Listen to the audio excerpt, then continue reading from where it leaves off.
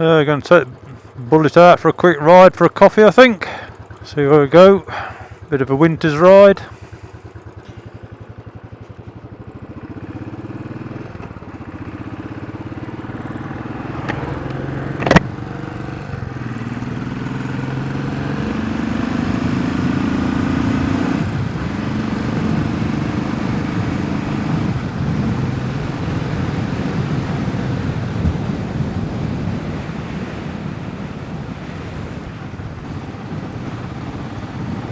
Hi, welcome back to the channel.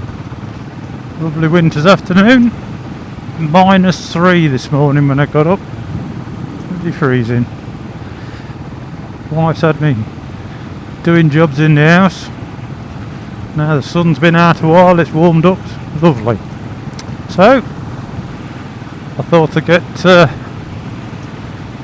I think, my favourite bike out, my Bullet, the 500. Just go for a bit of a bimble. Have a cup of coffee somewhere, have a bit of a look round.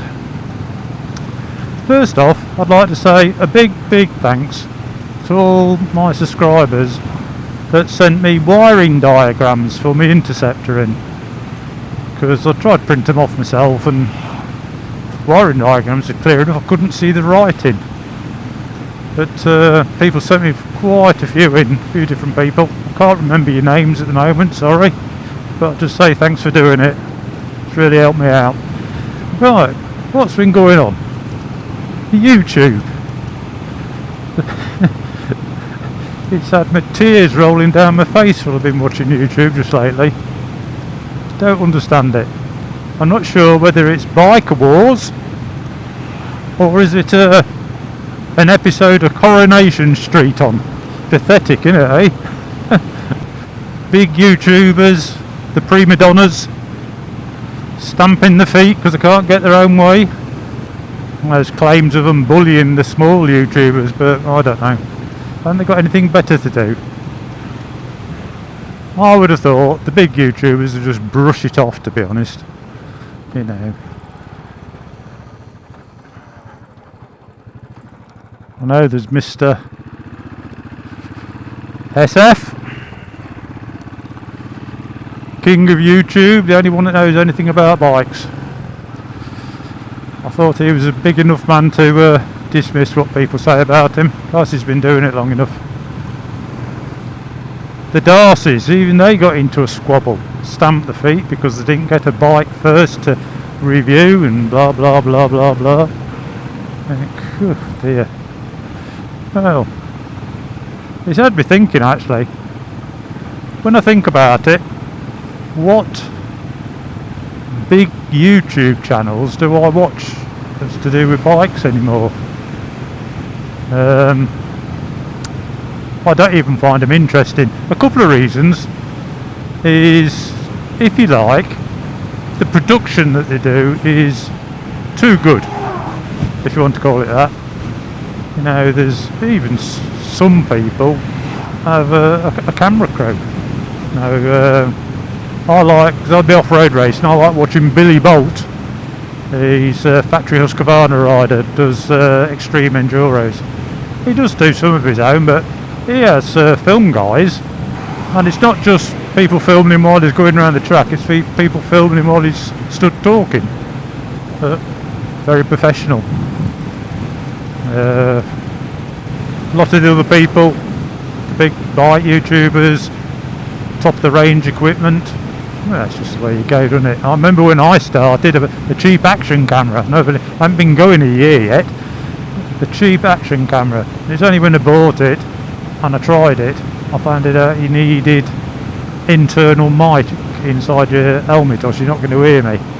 There's nowhere to even plug one in. So you just live and learn, don't you? I use DJI stuff now, but I can't even remember when mine's 4 or 5. It's moved on from there anyway, isn't it? Or these 360 cameras. But I suppose the big folks, they're making a living out of it, aren't they? The only one big YouTuber, well, there was two actually. Freddie Dobbs. I do like watching him. But he's not strictly bikes, is he? He's more of a lifestyle guy. But he's alright. The other one I've always watched was Itchy Boots. I think she's a fantastic rider, and been a woman, no disrespect to women, but going to the places she's been to, on her own, she could easily put herself in dangerous situations. But I was going to say she's man enough to stand up to it all, but that's the wrong thing to say, really, isn't it? But no, she does all the filming while she's riding. She obviously ain't got nobody with her. Now, Itchy Boots has a Facebook page. Well, I think there's an Itchy Boots fan Facebook page, which I was a bit disappointed. I did read it. There's that many comments. There's hundreds and hundreds and hundreds of people comment on that. But I think she got legal people to shut it down. It might have been for her own safety issues of people wanting to know where she was and all that, but I always thought Itchy Boots' videos was way behind where she actually was for that purpose. If you turn up or happen to be in the same vicinity as she is, well, she's put the video out, she's already gone, maybe a week away, so you're not going to see her. It sort of brings me to think, is there fun going out of watching the YouTube channels? Then I thought, like I said, I don't watch too many big ones anymore. I prefer myself to watch the smaller ones. There was a guy I was watching with the BSA the other night. I think he was in Spain. He hadn't been doing it long, but he's pretty good. It kept me interested to the end, where some of the big ones I end up watching a few minutes and think, God Christ, turn it off or find something else to watch. There's quite a few other people with small channels. They're the ones I always gravitate to now. Something new. You're going to see something new. I'm a bit bored with YouTubers that just do reviews, because whatever they're reviewing, there's 10 others reviewed it, if not more.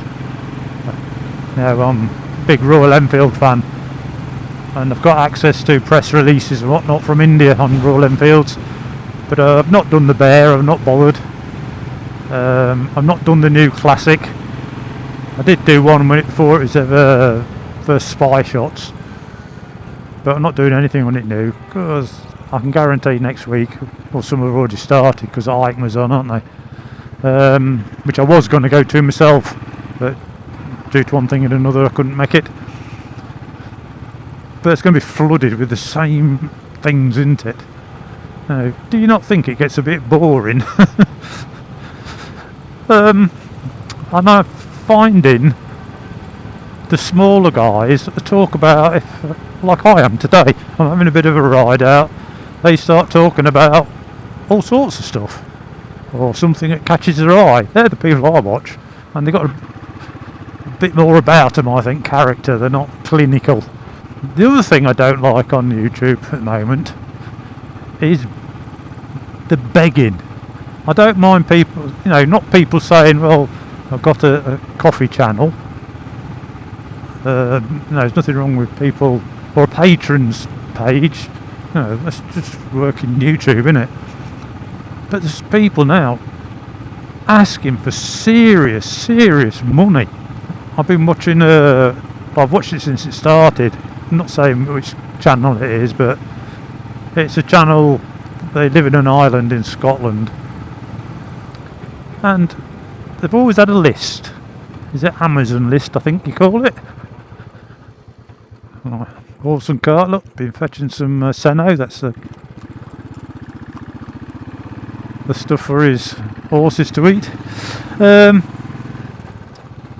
Yeah, what was I saying? Oh yeah, they've always got they call it a wish list, and it's to do with, if they want something you can donate it or what have you. And they've been doing it for ages. They've had all sorts given them. It's unbelievable. Actually, all free camera equipment. Now, any of us that do YouTube or you're into photography, you know how much camera equipment costs. And it's not just buying a camera, is it? It's all the accessories you need. Not that you want, you need. with it. Well, somebody sent them all camera equipment. I thought, Christ, that's alright, isn't it? They've had a fallout on the place they're living or something and are having to move. And they've been begging now, that's what I'm saying, it's a word, begging for money for a new quad and a new trailer just to get them off this island. And I can't believe that people's putting that much money in. You know, a new quad's got to be what? Because I wouldn't buy cheap, and a trailer, it's got to be somewhere between 4 to 8 grand English. You know, Christ. You know, the thing is, all in my day, nobody's given me anything. You have to go to work for it, don't you?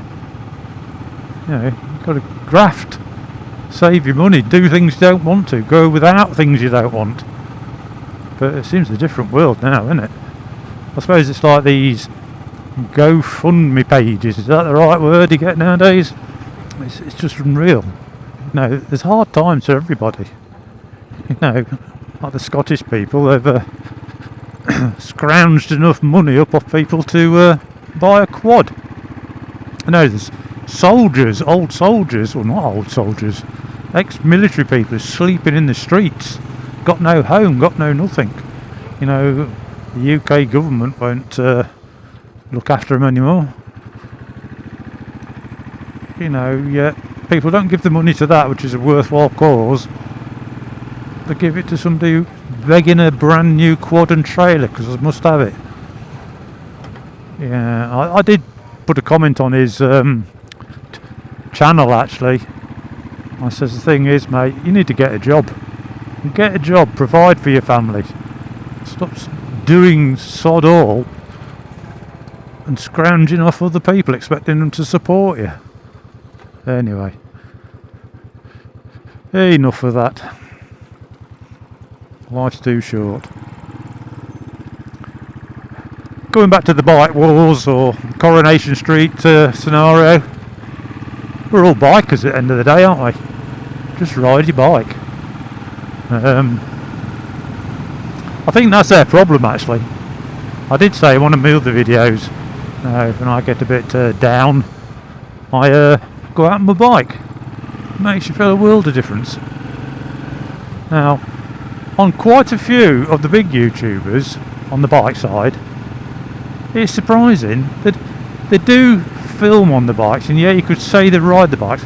It's a set route, the same piece of dual carriageway, the same car park to do the reviewing, the same place where you buy your plants from, or cobblestone marketplace. It's all very nice to see, but you need a bit of change, don't you? You know, just get out, ride your bikes, stop squabbling, stop being a prima donna. I think they're big enough to survive, but I think it's greed, isn't it? The more you make, the more you want. The better your bikes are, the better your cars are. Yeah, well, that's me rambled on about that, isn't it, eh? Oh, what else should I talk about? Yeah, I've already said it's a lovely day. The sky's blue. I'm out of one of my favourite routes down by the Danube, as I usually go. Need to find myself somewhere for a cup of coffee. I don't know how long this weather's going to last. I have seen Spain. God, it's horrendous, isn't it? I feel sorry for them.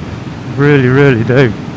No, I'm an old geezer and I can't remember this happening in Spain. So it's the world weather, isn't it, that's changing. We're not talk about climate change, but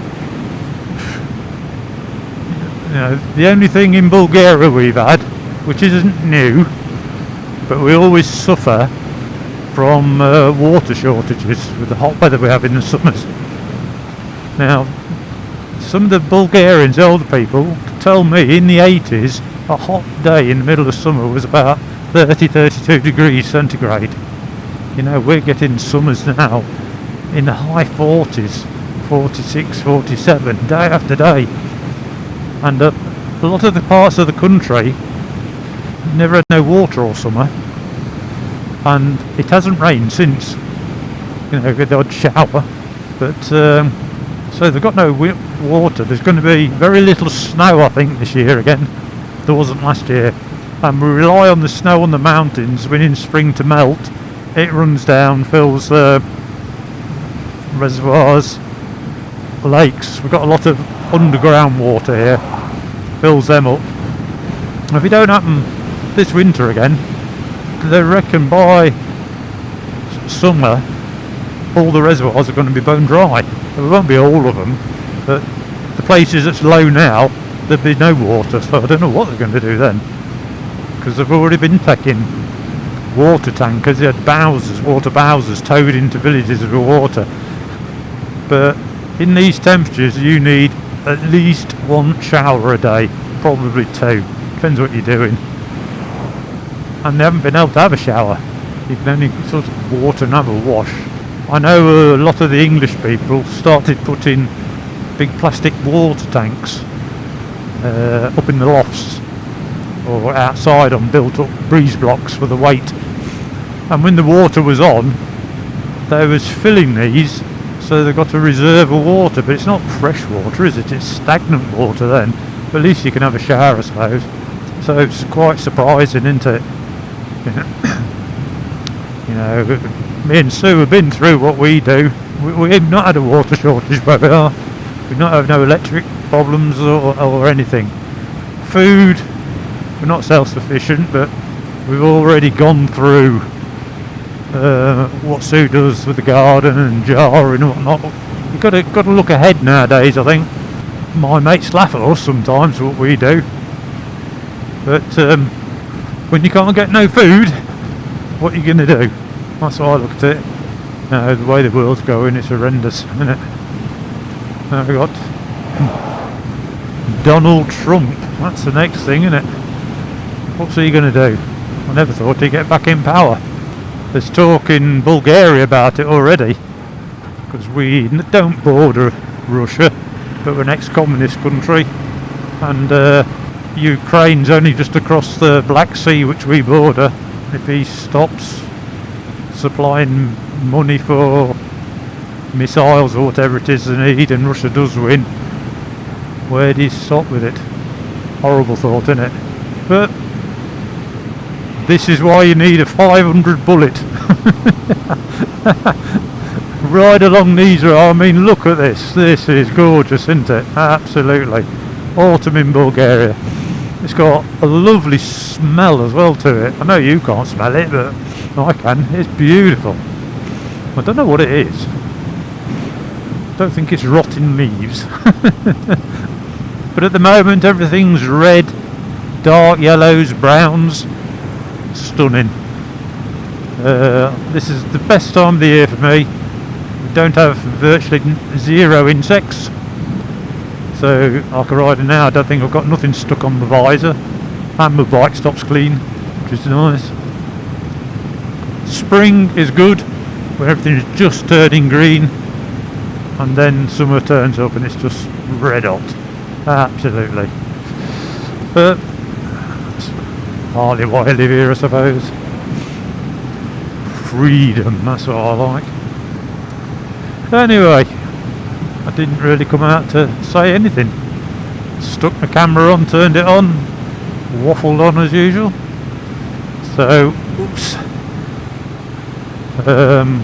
Oh yeah, Sue, the wife, she's going over to England for the best part of a week, I think, soon. See her daughter. So, wild parties at my house if you wish. Right the way up to 9 o'clock when I go to bed. So we're quite looking forward to that, me and the cat. Oh great, being old, isn't it? Right, well, like I said, another waffle. So I'm going to find myself somewhere to get a cup of coffee and have a drink, ride a bit further. So big thumbs up, please subscribe to the channel. Hopefully it might keep me in petrol, I doubt it. and I'll see you on the next video. Cheers.